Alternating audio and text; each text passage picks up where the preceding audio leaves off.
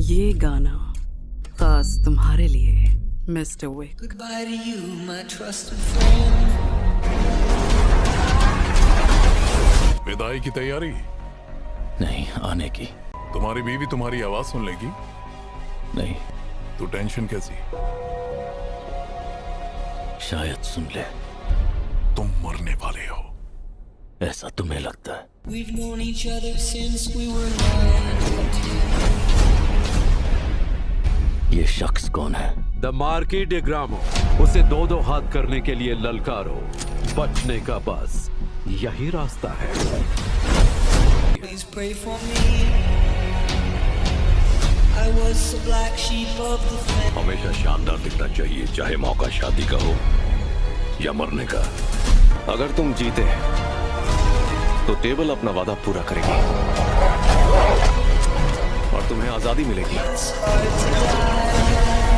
पुराने कानून के मुताबिक सिर्फ एक जिंदा रह सकता है। अगर सुबह होते ही तुम नहीं पहुंचे तो फिर मौत पक्की।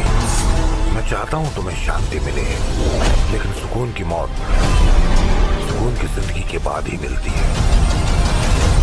John Wick chapter 4 full raw realistic action action and action. तो जिनको भी एक्शन मूवी देखनी पसंद है, गलती से भी इस वीडियो को मिस करने की गलती मत करिएगा। मूवी की शुरुआत में हम देखते हैं कि जॉन विक बॉरी किंग के पास अंडरग्राउंड होके हाई टेबल से बदला लेने की तैयारी कर रहा था। तभी वहाँ बॉरी किंग आता है और वो जॉन को एक बुलेट प्रूफ जैकेट देके कहता है कि तैयार हो जाओ मेरे शेर। इसके बाद हम दूसरे सीन में देखते हैं जॉन घोड़े पर सवार होके एल्डर के तीनों आदमी का पीछा करता है और एक एक करके उन सभी को मार देता है और फिर एल्डर के पास जाके अपनी आजादी मांगता है, जिस पर एल्डर जवाब देते हुए कहता है कि ये मेरे हाथ में नहीं है और अगर तुम्हें ऐसा लगता है कि मुझे मार के तुम्हें तुम्हारी आजादी मिल जाएगी तो ये तुम्हारी गलतफहमी है। अपने किस्मत से कोई नहीं भाग सकता। अगर कोई चीज है जो तुम्हें तुम्हारी आजादी या ज्यादती दिला सकती है तो वो सिर्फ मौत है और मुझे अफसोस है कि इतनी दूर आने के बाद भी तुम्हें खाली हाथ लौटना पड़ेगा। जिस पर जॉन उससे कहता है कि मुझे नहीं लगता एंड उसके बाद वो उसे गोली से मार देता है एंड इसी के साथ उसकी हाई टेबल से बदले की जंग शुरू हो जाती है। कुछ दिन बाद न्यूयॉर्क के कॉन्टिनेंटल होटल में एक ऑपरेटर आता है जो चैरन से मिलता है और एक लेटर देता है और कहता है कि लेटर अपने मैनेजर को दे दो। इसके बाद वो ऑपरेटर मैनेजर विस्टन से मिलता है और 1 घंटे में होटल खाली करने के लिए बोलता है, जिससे विस्टन डर जाता है और चैरन को होटल खाली करने के लिए बोलता है। ऑपरेटर विस्टन को ये भी बताता है कि हाई टेबल्स का हेड मार्केस उससे मिलने आया है और विस्टन उसके साथ मार्केस से मिलने चला जाता है, जहाँ विस्टन के साथ चैरन भी जाता है। मार्केस विस्टन से कहता है तुम्हें तो पता ही होगा तुम्हारी गलती क्या है, जिस पर विस्टन मार्केस से दूसरा मौका मांगता है। तभी मार्केस ये कहकर मना कर देता है कि जब तुमने जॉन को नहीं मारा तभी तुमने अपना दूसरा मौका गवा दिया। फिर विस्टन कहता है कि उसने जॉन को गोली मारा था, जिस पर मार्केस कहता है कि फिर वो जिंदा कैसे है। तभी चैरन विस्टन की तरफ से बोलता है शायद जॉन होटल से बाहर था इसीलिए, जिस पर मार्केस कहता है कि अब वो हाई टेबल्स का हेड है और वो गलती करने वालों को सजा देगा और होटल कॉन्टिनेंटल की तरफ देखता है और 1 घंटा पूरा होते ही होटल को बॉम्ब से उड़ा देता है। और फिर मार्केस विस्टन से कहता है कि तुम्हें होटल की जिम्मेदारी से आजाद किया जाता है और साथ ही वो चैरन को भी गोली मार देता है और चैरन वहीं पर मारा जाता है। इसके बाद मार्केस अपने आदमी को केन को बुलाने के लिए कहता है, जो कि हाई टेबल्स का ही एक मेंबर था। दूसरे सीन में हम देखते हैं कि केन की बेटी स्ट्रीट पर म्यूजिक प्ले करके लोगों को एंटरटेन कर रही होती है और वहीं पर केन बैठा होता है। अगले सीन में हम देखते हैं कि मार्केस केन को जॉन विक को मारने की सुपारी देता है, जिस पर केन जवाब देता है कि वो अब रिटायर हो गया है, जिस पर मार्केस चेन को उसकी बेटी को मारने की धमकी देता है, जिसे सुनकर केन को ना चाहते हुए भी जॉन को मारने के लिए तैयार होना पड़ता है। मार्केस केन से पूछता है कि जॉन अभी कहाँ होगा, जिस पर केन बताता है जॉन के बहुत कम दोस्त हैं और उससे भी कम वो है जिस पर वो विश्वास करता है। अगले सीन में हम होटल ओसाका को देखते हैं, जहाँ नोबडी नाम का एक किलर अपने कुत्ते के साथ होटल में आता है और अकीरा के पास जाकर एक रूम लेता है।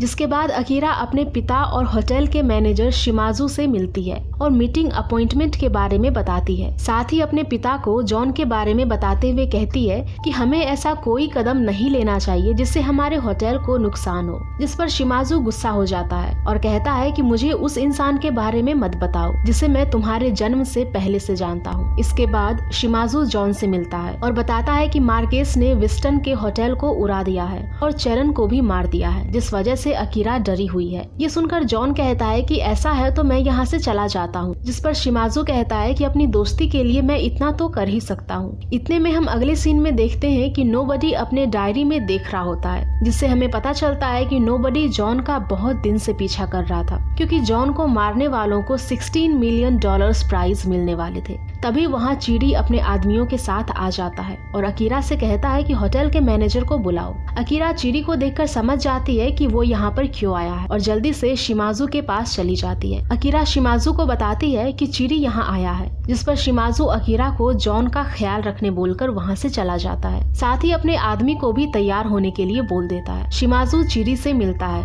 जहाँ चीड़ी शिमाजू से कहता है कि हम हाई टेबल से आए हैं और हमें पता चला है कि इस होटल में उन्हें रखा जाता है जिसे हाई टेबल से निकाल दिया गया है और इसीलिए हमें होटल की चेकिंग करनी है। जिस पर शिमाजू कहता है कि आप अपने हथियार यहीं रख दीजिए, जिसके बाद आप होटल की चेकिंग कर सकते हैं। जिस पर चीड़ी बताता है कि वो मार्केस का आदमी है और ये कहकर मना कर देता है। तभी वहाँ पर केन आ जाता है और शिमाजू समझ जाता है कि इन सबको केन ही यहाँ लेकर आया है। जिस पर केन शिमाजू से कहता है कि हमें हाई टेबल्स के अगेंस्ट नहीं जाना चाहिए और शिमाजू सभी लाइट्स को ऑफ कर देता है और शिमाजू के आदमी चीड़ी के आदमी पर हमला करने लगते हैं। तभी वहाँ पर ढेरों सारे चीड़ी के लोग आ जाते हैं और सभी हमला करने लगते हैं। चीड़ी केन से मदद मांगता है और केन कुछ सेंसर्स लगा देता है जिससे कोई आदमी अगर उसके पास आए तो उसे पता चल जाए, क्योंकि केन आंख से अंधा था। देखते देखते सभी आदमी जॉन और अकीरा पर भी हमला कर देते हैं, जहाँ में जॉन के एक्शन सीन देखने को मिलते हैं। इस लड़ाई में अकीरा घायल हो जाती है और शिमाजू केन के हाथों मारा जाता है। वहीं नोबडी जॉन से मिलता है कि तुम्हें मारने के लिए $20 मिलियन के इनाम रखे गए हैं, लेकिन ये बहुत कम है और वो जॉन को कुछ नहीं करता। जिसके बाद जॉन वहाँ से चला जाता है। बॉरी किंग और विस्टन दोनों टूटे हुए होटल कॉन्टिनेंटल को देख रहे थे, जहाँ विस्टन का बस एक ही मकसद था, मार्केस से बदला लेना। इसके बाद नोबडी जॉन को मारने के लिए मार्केस को एक ऑफर देता है, जहां वो $25 मिलियन की डिमांड करता है और उतने का ही अपने डॉगी का लाइफ इंश्योरेंस। जिस पर मार्केस हंसते हुए नोबडी के हाथ में चाकू मार देता है और पूछता है कि मैं तुम पर कैसे भरोसा करूं। जिस पर नोबडी अपने हाथ से चाकू निकालने के बदले चाकू से अपने हाथ को निकालता है और मार्केस को भरोसा दिलाता है। वहीं न्यूयॉर्क में जॉन विस्टन से मिलता है, जहां वो चरण के मौत का दुख जताता है। तभी जॉन विस्टन को एक बैच दिखाता है और पूछता है कि ये किसका है, जिस पर विस्टन बताता है कि ये हाई टेबल्स के हेड का है, जो कि अब मार्केस है और वो तुम्हें मारना चाहता है। जिस पर जॉन मार्केस के बारे में विस्टन से पूछता है।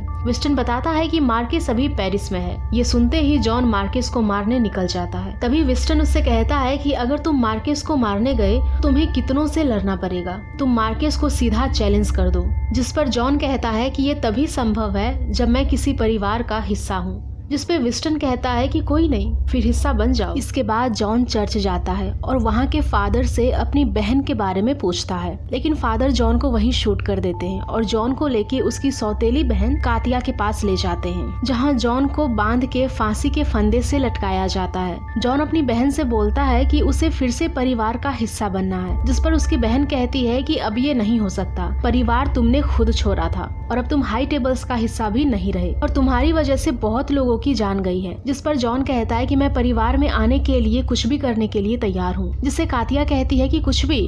तो वो जॉन को किला को मारने के लिए बोलती है, जिसने उसके और जॉन के पिता को मारा था। इसके बाद कातिया के आदमी जॉन को किला के पास ले जाते हैं, जहाँ केन और नोबडी भी पहुँच जाते हैं। इसके बाद किला जॉन को उसके ऊपर लगे इनाम के बारे में बताता है और कहता है कि वो तीनों जॉन को ही मारना चाहते हैं, लेकिन उल्टा ये तीनों मिलकर किला और उसके लोगों के ऊपर हमला कर देते हैं और आखिर में जॉन किला को मार देता है और किला के एक सोने का दांत सबूत के लिए उखाड़ लेता है। इसके बाद जॉन के भी परिवार में एंट्री हो जाती है, जिसके बाद विस्टन जॉन का चैलेंज लेकर मार्केस के पास जाता है। तो सुनकर मार्केस डर जाता है और ना चाहते हुए भी मार्केस को जॉन का चैलेंज एक्सेप्ट करना पड़ता है। तभी विस्टन मार्केस से बोलता है कि अगर जॉन जीत गया तो हाई टेबल्स के खर्चे पर विस्टन का होटल दोबारा वही बनाएगा, जिसके लिए मार्केस तैयार हो जाता है। दोपहर के समय जॉन और मार्केस दोनों चैलेंज के रूल्स डिसाइड करने हाई टेबल्स के सबसे बड़े ऑपरेटर के पास जाते हैं। जहाँ रूल्स नंबर पर डिसाइड होते हैं, जिसका नंबर ज्यादा होगा